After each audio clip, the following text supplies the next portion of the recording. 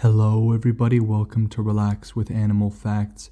I am Steph Wolf, and I'm here today to learn with you about our furry, scaly, or possibly even slimy friends. And today's a very special episode because it is dedicated to Nigel. Nigel wrote into the show a few days ago requesting the platypus. So this episode is dedicated to you out there. And if you would like to have your animal on the show, if you would like to request an animal, you can go to relaxwithanimalfacts.com, click the animal requests tab. You can do this on your mobile device, your tablet, your computer. Go ahead and send in your request, and of course, if there's enough information, it will most likely end up on the show. Don't be shy. There's if you don't want a shout out, you absolutely don't have to have one. You can just put a fake name if you'd like, but I'm sure that everybody out there listening to the show is interested in the animal that you are interested in as well and would like to hear about it. So if you'd like to write in, please do so. I love getting your emails and getting your feedback, so thank you so much.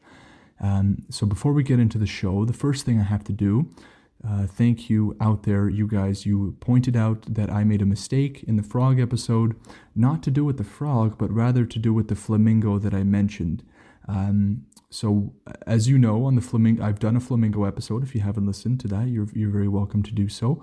But I mentioned that the flamingo is a large flightless bird, which is wrong. I don't know where that came from, because in the flamingo episode we talked about how they are able to fly, but it slipped out. I said that flamingos are a large flightless bird. That is incorrect. I must have had penguins on the mind. So they are large birds, but they can fly. They indeed can fly. Penguins can't, and I don't know if that's possibly what I was thinking about. But anyways, if you hear something on the show that you think is wrong, or is wrong, maybe you know it's a fact that's outdated, or just something I said was just straight wrong, you can always send me feedback on that same platform, on the relaxwithanimalfacts.com. There is a tab for contacting. You can go ahead and tell me. And it's absolutely, I very much appreciate it, because I want to make sure that I'm making as accurate facts as I can, right? So thank you out there for reaching out. And so yeah, you can go on the website and go to the contact me page. And if you guys are listening on Spotify, we just passed 1,000 downloads. So thank you all so much. This is an amazing time. It's Halloween. So by the time this is posted, it'll be November 1st. So I hope all of you had a nice and safe Halloween out there. But following Spotify really, really helps out with the show. So if you've done so already, thank you so very much. And if you haven't, if you enjoy the show, go ahead and drop a follow there. It helps a lot. So let's get into how you can listen to the podcast. So the majority of you out there really like listening to the podcast as a sort of wind down routine at the end of the day. So I always preach on the show about having a good, healthy focus, especially before going to bed. And this show can be something like that for you. So you can listen to some animal facts. Maybe you're driving in traffic to work. Maybe you are stuck at work. Maybe, it just could be the middle of the day. You're walking around and you can turn on the show and listen about some animal facts. You can listen about the platypus today. And we have a jam-packed episode this time. Oh my gosh. So let's get into the sources really fast here. So I got my facts from Live Science or livescience.com. I still don't know how that's pronounced, but I'm just going to say both each time. And we have an absolutely jam-packed episode this time. I'm going to try to take my time, but also we have so much to get through. So why don't we just get right into the show? So the platypus is described as one of the most unusual creatures in the animal kingdom. If you don't know what a platypus looks like, don't worry. I will give you something to envision in just a second. And its scientific name is Ornithorhynchus anatinus. I almost got it the first time. So if you want to know its scientific name, I think that I will say the scientific name off the top for a little bit of comedic humor for you guys there, because they're always super long and challenging. So let's start describing this for you. So if you haven't seen one before, you can wait to Google it, and you can see if you can get it right in your mind of what it looks like. So they have a paddle-shaped tail like a beaver. They have a sleek, furry body just like an otter, and they have a flat bill with webbed feet just like a duck.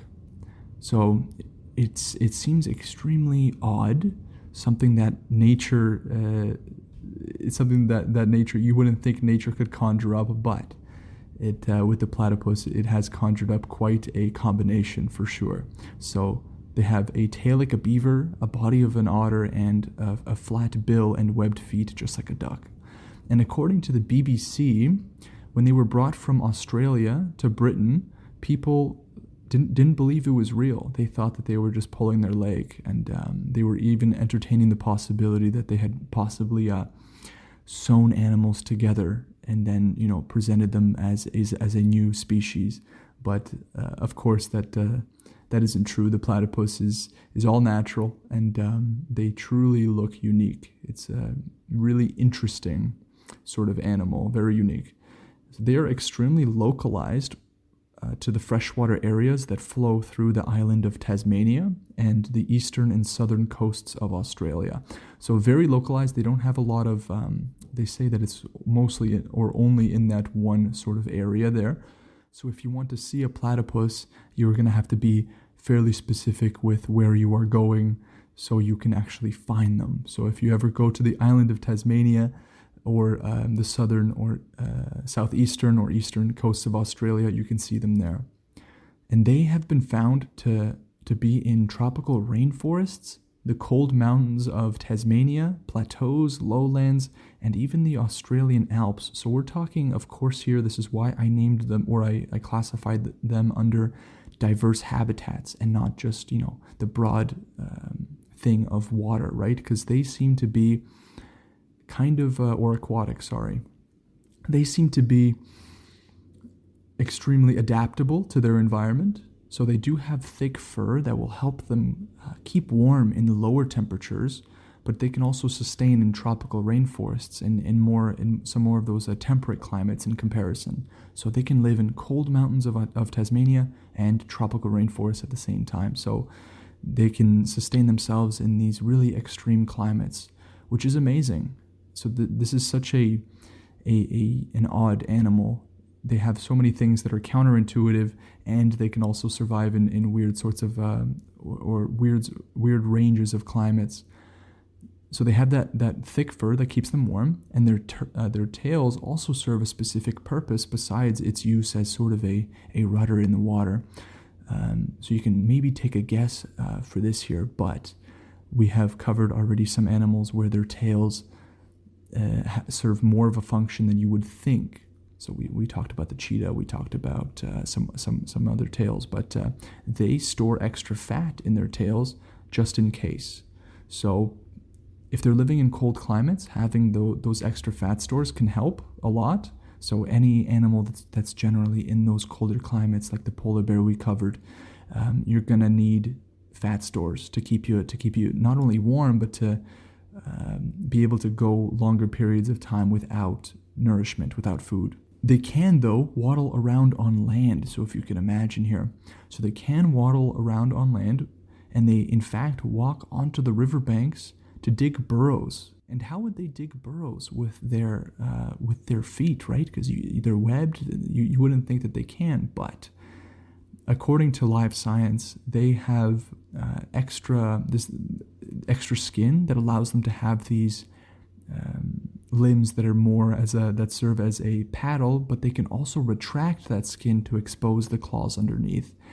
So it is so interesting. This is one of the most interesting animals we've done on the show, I think, thus far. I think that this one probably takes the cake.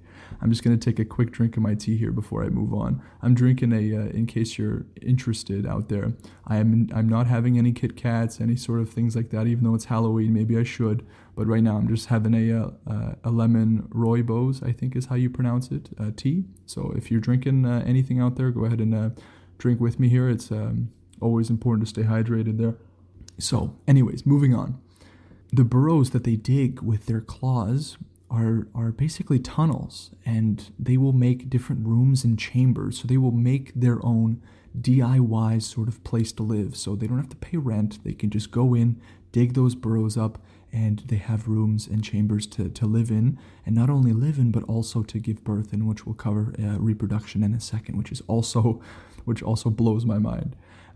So they will live under rock ledges, roots, or debris as well on the side if they have to. And they will spend the majority of their time hunting, and a single hunt can last 10 to 12 hours. So this is where I believe having extra fat stores definitely helps, because if they have trouble hunting, if they're spending a single hunt 10 to 12 hours, having fat stores would be extremely important for energy and for conservation. So it makes sense. So they hunt for a much longer time than I expected. They are nocturnal, and if we know what nocturnal means, we've had a bunch of those animals on the podcast. But in case this is your first time here, this means that they sleep during the daytime and they hunt during the nighttime. And when they don't hunt, they will just kind of buckle down and stay the night in their burrows. So they have a place to just kind of stay in case they're not hunting for whatever reason. But I imagine also mating is an important thing for them to do during either the nighttime or the daytime. I'm not exactly sure here just yet. So they're venomous. This is some of the more well-known facts about the platypus, because it's a venomous mammal, which is very unique, but not entirely unique. In case you're wondering what other animals or what other mammals have venom, because of course we know other sorts of animals such as snakes, right? They have venom, or maybe arachnids having venom, but mammals, it's quite rare. So other mammals that have this: vampire bats, European moles among some of the moles there, hedgehogs. I know there's hedgehogs are becoming more of a pet than they used to be, for sure. I'm seeing them a lot more in people's houses now, which is really interesting. But I didn't research too much into how hedgehogs are venomous, but I assume it has something to do with their quills. I'm not exactly sure. And shrews. So there's more to add to that list, but those are just some of the few mammals that can produce venom, just like this amazing animal here. And how do they deliver this venom? Is it what's its purpose really? So they can deliver a very quick blow, a venomous blow that can, of course, wreak havoc among the animal kingdom there, among I guess shrimp and other things that they eat, or maybe predators that are trying to get them there. But they have a spur on the back of their hind feet, which is connected to a venom-secreting gland that they have. So the spur is like a sharp stinger, so it acts as if it's a stinger, and they will sort of kick their hind legs back to deliver this venomous punch there. So really cool. They use their feet or they use the stinger as a delivery mechanism for the poison, or not the poison, for the venom.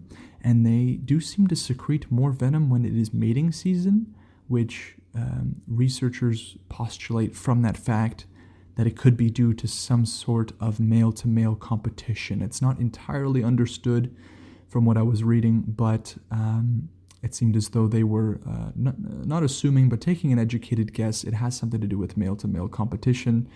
If you're wondering about this venom and humans, although it is said to hurt a lot, be extremely painful, and cause some allergic reactions and whatnot, but it is not life-threatening. So that's a good thing.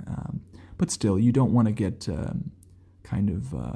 don't want to get a left hook from this guy. These guys can really pack a punch with their venom. So it's not like you should try swimming with them. Just because they're not life-threatening doesn't mean that it would be fun to be hit with that bone spur that they have. So it's best to keep out of the water and just maybe look from a distance there. Let's talk about their size. So they are about 15 inches. That's around 38 centimeters, for any of you that like centimeters there, from its head to its rump. And the tail will add an additional 5 inches on top.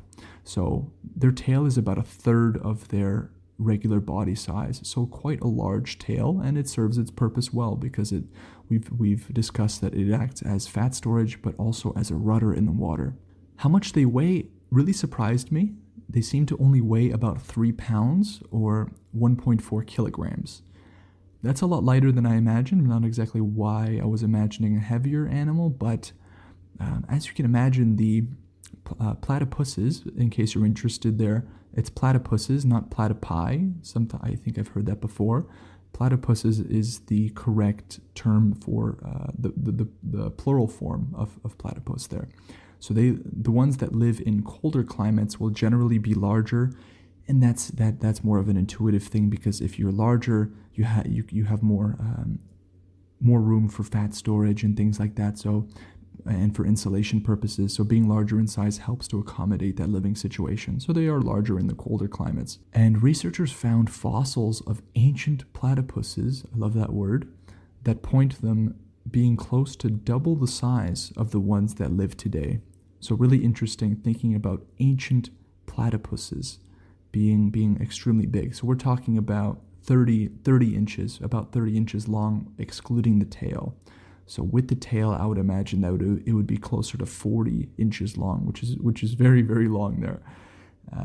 So I believe that it was close to being around 5 feet or 4 feet or 4.5 feet long. And their fur is dark brown, but they do have some lighter fur near the eyes and their undersides. We'll cover the otter in another episode, but I'm just trying to think, because they said in here in Life Science and in National Geographic, they said they had the fur and the body of an otter, but they do have this sort of coloration of having lighter fur on their undersides and near their eyes. And I'm trying to imagine what an otter looks like right now, and I'm not sure if they have any kind of different colorations or if they're one solid brown all the way through. But I will research that more on my own time and on an episode of the show where we cover the otter.